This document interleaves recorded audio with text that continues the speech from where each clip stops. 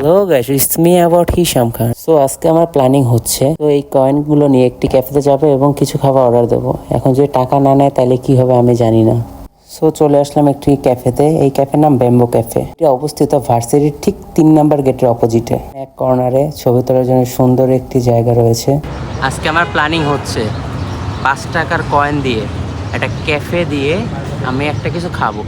So এই কারণে আমি একটা বার্গার অর্ডার দিলাম, কিন্তু আমি বিলটা পে করব কয়েন। কিসে? কয়েনে। আগে খাবো, তারপর বিল পে করব কয়েন দিয়ে। সো বার্গারটা ছিল 40 টাকা। সে অনুপাতে বার্গারের সাথে তুলনামূলক অনেক ভালোই ছিল। সো এখন বিলটা পে করব। বিলটা কি কয়েন দিয়ে পে করা যাবে?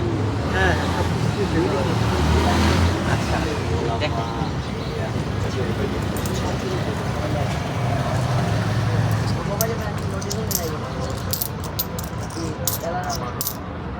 ঠিক আছে।